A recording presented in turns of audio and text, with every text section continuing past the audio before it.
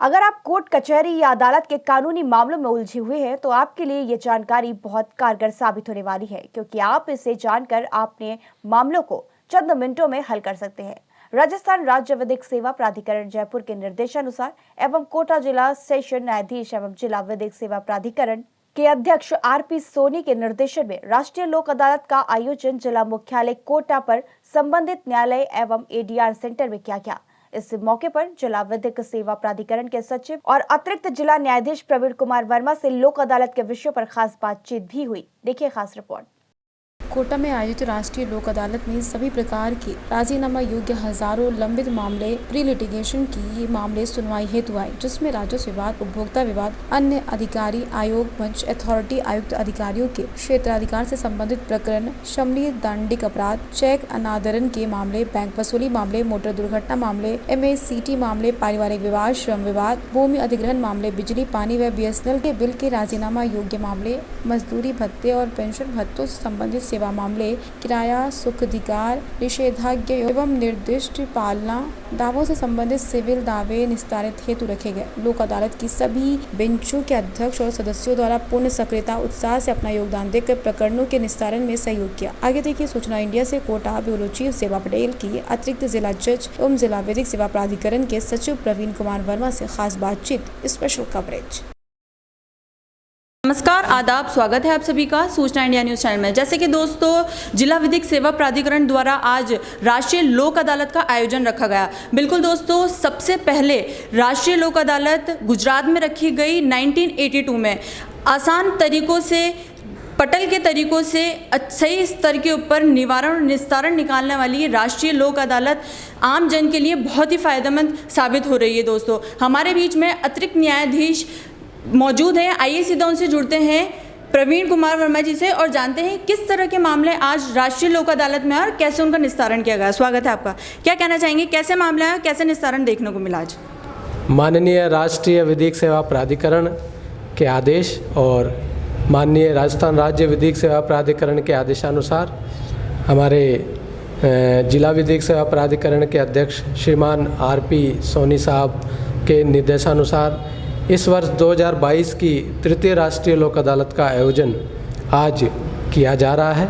इसके तहत लंबित मामलों में करीब 11,500 प्रकरण रखे गए हैं और इसी प्रकार प्री लिटिगेशन के मामले करीब 7,500 रखे गए हैं, जिनमें इस राष्ट्रीय लोक अदालत की दिनांक से पहले प्री काउंसलिंग करवाई गई है और आज इनके निस्तारण के लिए प्रयास किया जा रहा है और दोनों पक्षकारान से समझाइश करा के प्रकरणों का निस्तारण किया जा रहा है। बिल्कुल, कितने प्रकार की लोक अदालत होती है?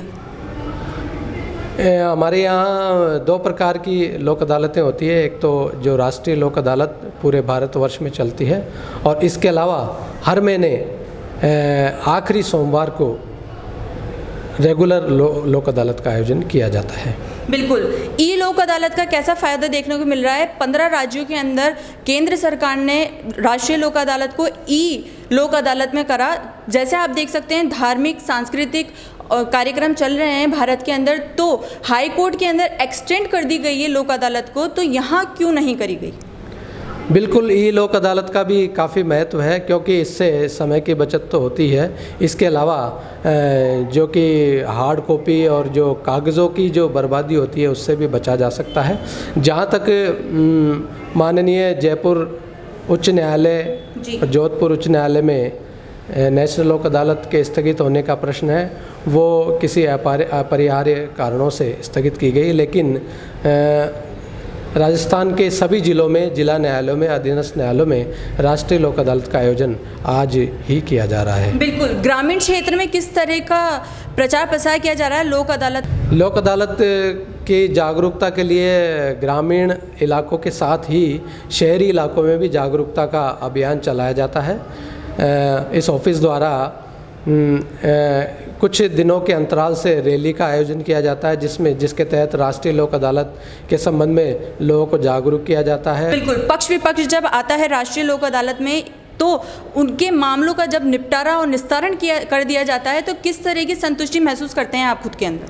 बिल्कुल, एक तो बहुत ही मतलब आत्मसंतुष्टि एक तरह से होती है जब पक्षकारों को यहाँ आकर न्याय मिलता है, जब उनके बीच आपसी मनमुटाव दूर होकर झगड़ा खत्म होकर राजीनामा के जरिए प्रकरण का निस्तारण होता है, समझाइश के द्वारा निस्तारण होता है, तो उनमें आपस में जो कटुभाव है वो ख़त्म हो जाता है, उनमें भाईचारा बढ़ता है। इसके अलावा उनके समय की भी बचत होती है, क्योंकि हम देखते हैं कि न्यायालयों में कई प्रकरण कई वर्षों तक लंबित चलते हैं।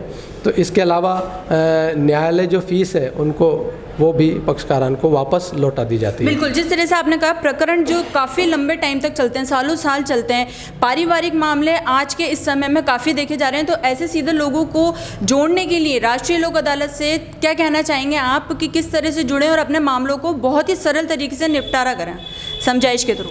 बिल्कुल, हमारे देश में और हमारे राज्य में जिलों में भी पारिवारिक विवादों से संबंधित काफ़ी प्रकरण हजारों लाखों की संख्या में चल रहे हैं।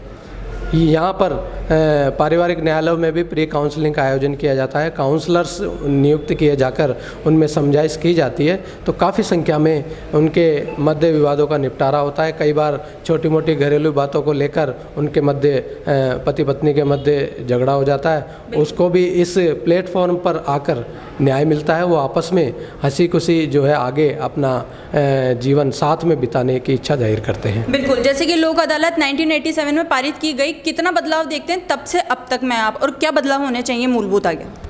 काफ़ी बदलाव हुआ है, जो साल दर साल हम जो नेशनल लोक अदालत का रिकॉर्ड देखते हैं तो काफ़ी संख्या में लोक अदालत के माध्यम से निस्तारण में बढ़ोतरी हुई है, और आगे भी उम्मीद है कि इसी प्रकार से राष्ट्रीय लोक अदालत सफलता से चलती रहेगी और पक्षकारान को न्याय मिलेगा। आगामी लोक अदालत कब है, राष्ट्रीय लोक अदालत? आगामी राष्ट्रीय लोक अदालत नवंबर महीने में आएगी, जो 12 नवंबर को है।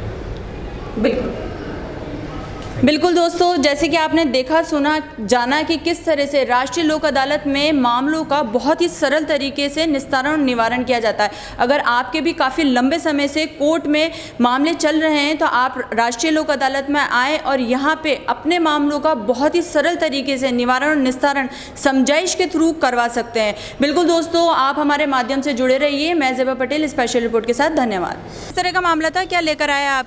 ये मैम क्या बोले, बिजली का बिल है जी, तो मतलब 1.5 लाख के ऊपर आया जी। समय से ये है कि हम 2-3 साल से गुजराते।